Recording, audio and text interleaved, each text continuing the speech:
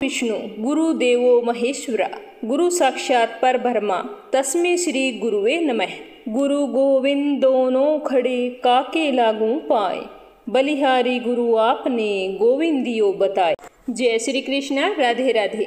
आप सभी को गुरु पूर्णिमा की हार्दिक शुभकामनाएं। आषाढ़ मास की पूर्णिमा तिथि को गुरु पूर्णिमा के रूप से जाना जाता है। परंपरा के अनुसार इस दिन गुरु का पूजन किया जाता है। गुरु पूर्णिमा के अवसर पर शिष्य अपने गुरुओं की पूजा अर्चना करते हैं। इस साल आषाढ़ पूर्णिमा 3 जुलाई सोमवार के दिन मनाई जाएगी। गुरु अर्थात वह महापुरुष जो आध्यात्मिक ज्ञान एवं शिक्षा के द्वारा अपने शिष्यों का मार्गदर्शन करते हैं। गुरु पूर्णिमा को व्यास पूर्णिमा के नाम से भी जाना जाता है। सनातन परंपरा से जुड़े इस पावन पर्व के बारे में यह मान्यता है कि इस दिन महर्षि वेद व्यास जी का जन्म हुआ था, जिन्होंने तमाम बड़े धर्म ग्रंथों की रचना की थी। गुरु पूर्णिमा का पर्व महर्षि वेद व्यास के सम्मान में ही मनाया जाता है। जीवन में सही दिशा दिखाने वाले गुरु की पूजा के लिए यह दिन समर्पित होता है। ऐसे में गुरु पूर्णिमा के दिन गुरु का आशीर्वाद पाने के लिए हमें क्या क्या करना चाहिए, चलिए जानते हैं इस वीडियो में।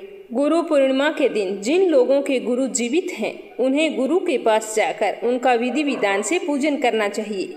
यदि आपके गुरु ब्रह्मलीन हो चुके हैं या फिर आपसे बहुत दूर हैं और आप उन तक पहुंचने में असमर्थ हैं, तो आप उनका ध्यान करते हुए उनके फोटो की पूजा करें। गुरु पूर्णिमा के दिन गुरु को दी जाने वाली दक्षिणा का बहुत ही अधिक महत्व माना गया है।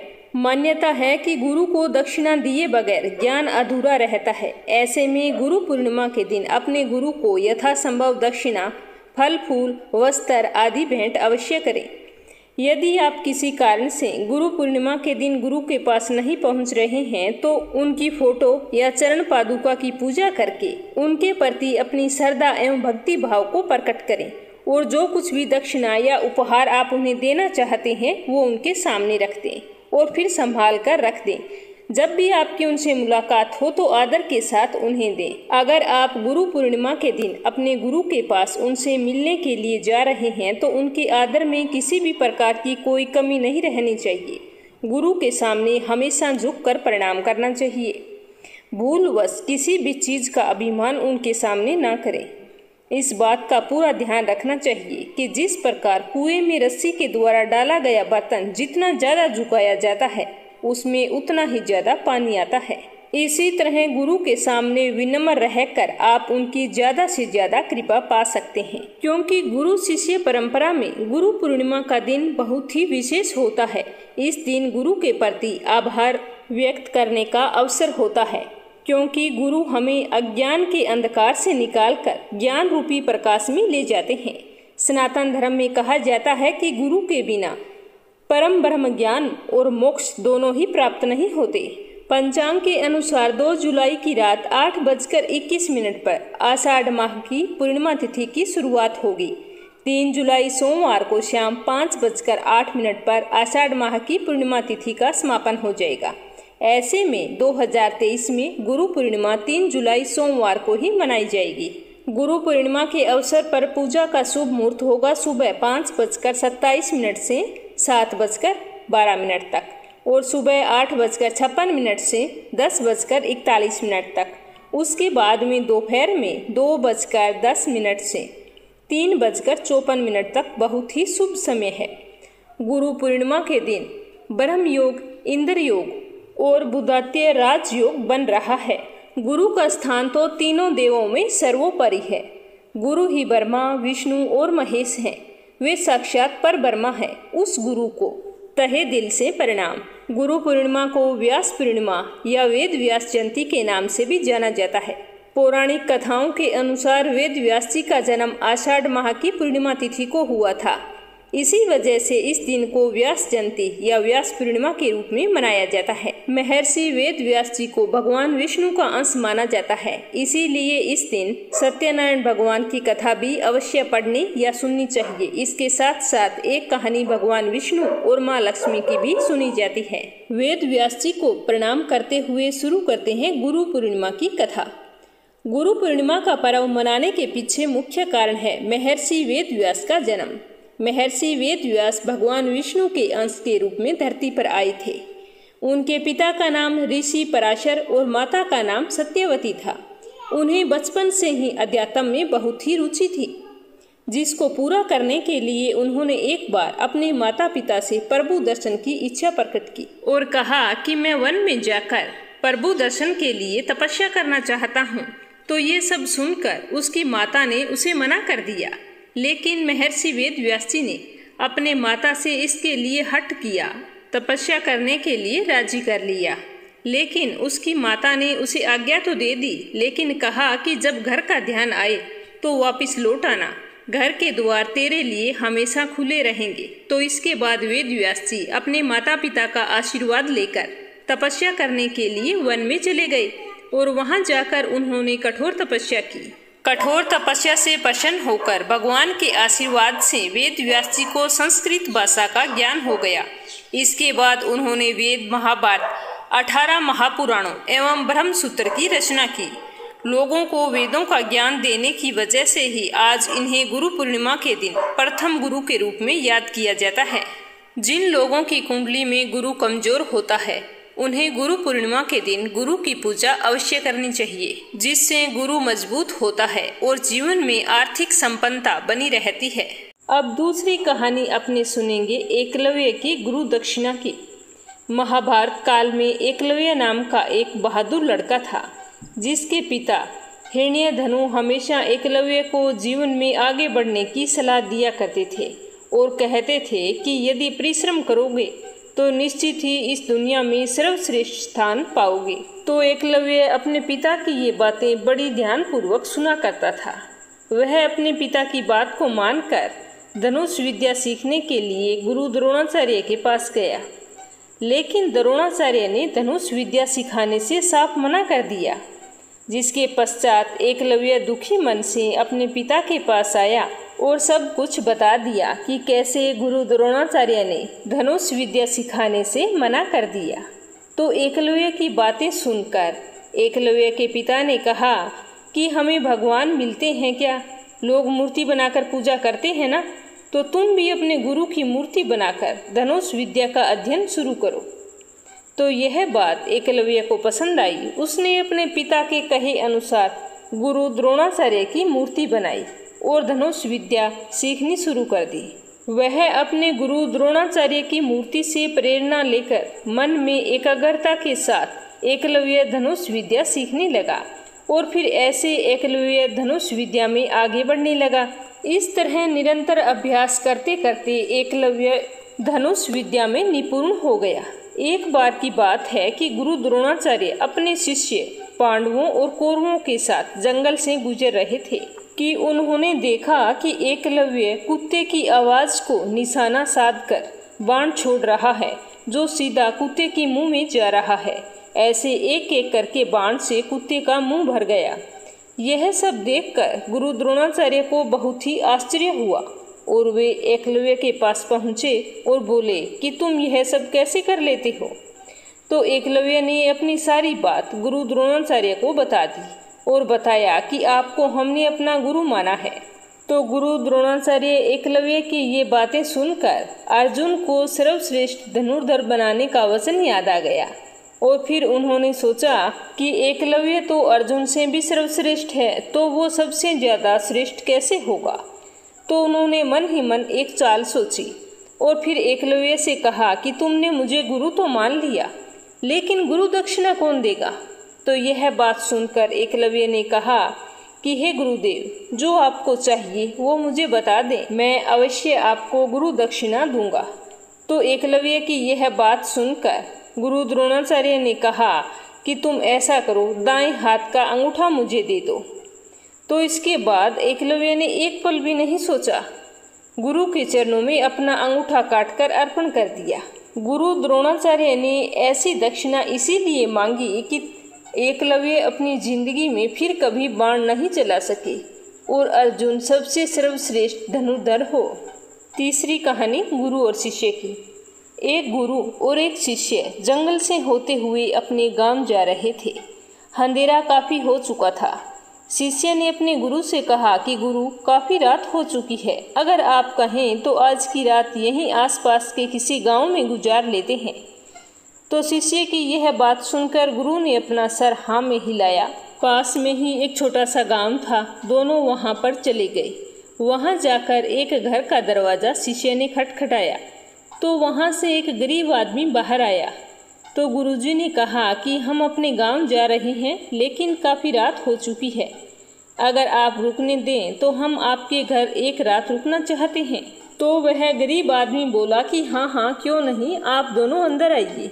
तो जैसे ही गुरुजी अंदर गए तो उन्होंने देखा कि उस आदमी के घर में बहुत ही ज़्यादा गरीबी थी। तो गुरुजी ने उसे पूछा कि आप काम क्या करते हो? तो वह गरीब आदमी बोला कि मेरे पास ज़मीन तो बहुत सारी है, लेकिन मैं कोई काम नहीं करता।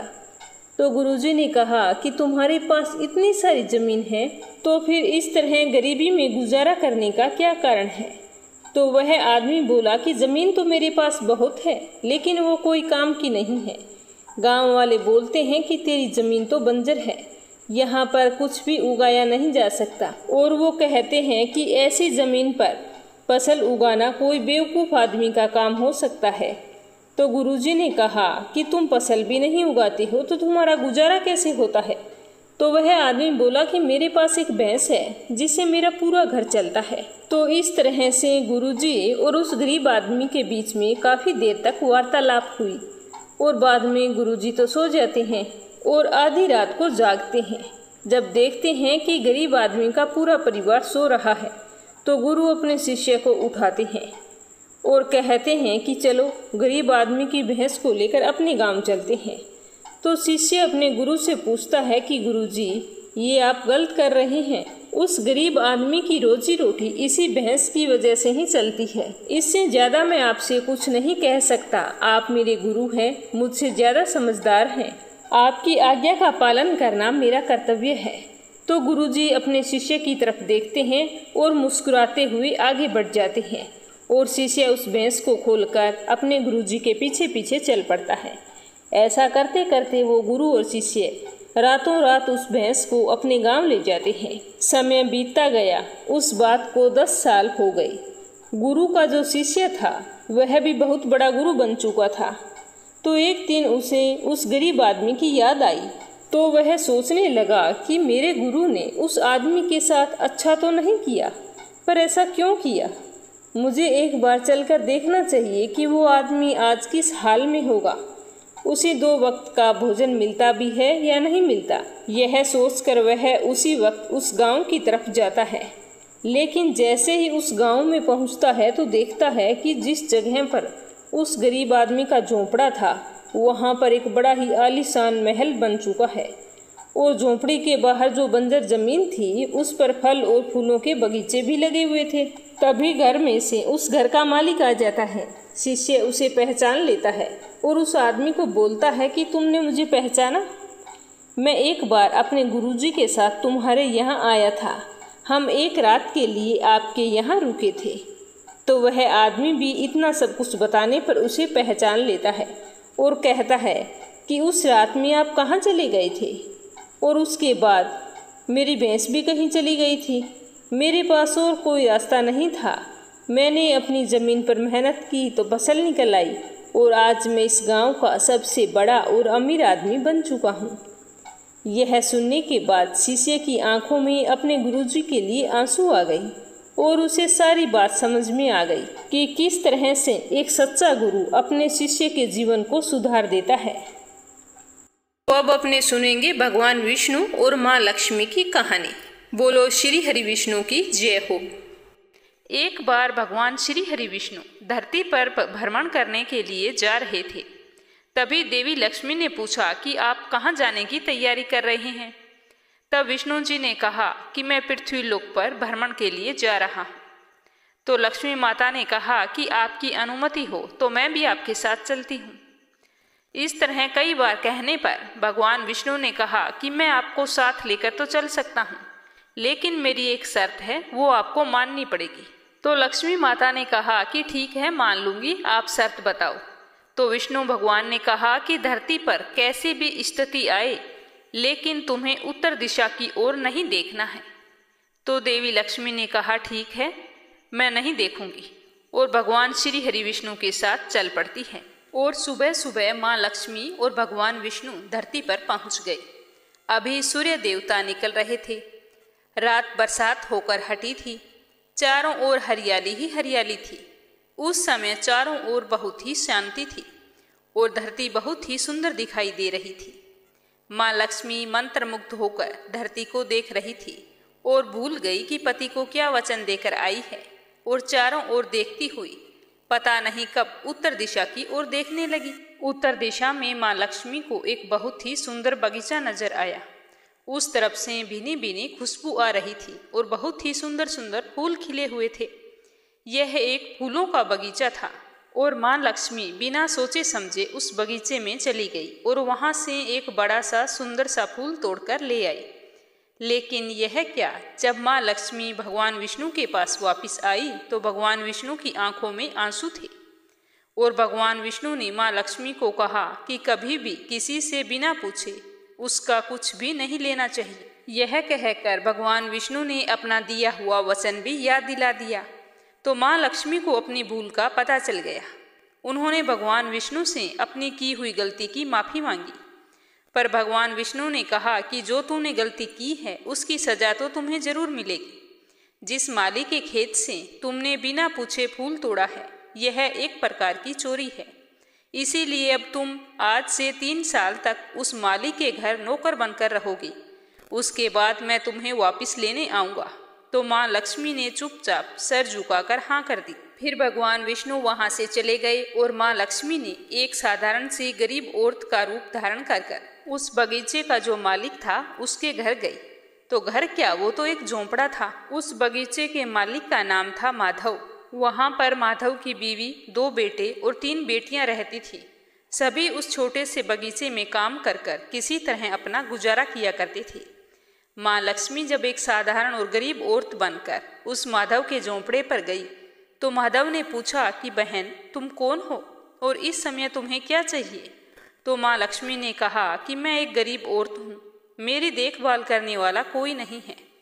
मैंने कई दिनों से खाना भी नहीं खाया, मुझे कोई काम दे दो, साथ ही मैं तुम्हारे घर का काम भी कर दिया करूँगी। बस मुझे अपने घर के एक कोने में आसरा दे दो।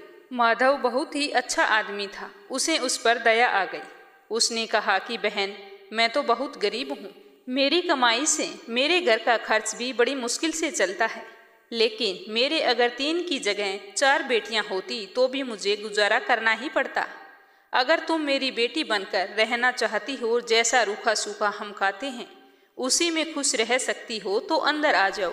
तो माँ लक्ष्मी उसके झोंपड़े में चली गई। इस प्रकार माधव ने माँ लक्ष्मी को अपने झोंपड़े में शरण दी थी और माँ लक्ष्मी 3 साल उस माधव के घर पर नौकरानी बनकर रही। लेकिन जिस दिन माँ लक्ष्मी माधव के घर आई थी उसी दिन से माधव को इतनी आमदनी हुई कि कमाई से एक गाय खरीद ली। फिर धीरे धीरे माधव ने काफ़ी सारी ज़मीन खरीद ली। फिर सबने अच्छे अच्छे कपड़े भी बनवा लिए और एक बड़ा पक्का सा घर भी बनवा लिया। बेटियों के लिए और बीवी के लिए गहने भी बनवा लिए। इस तरह से माधव के खूब अन्न धन हो गया।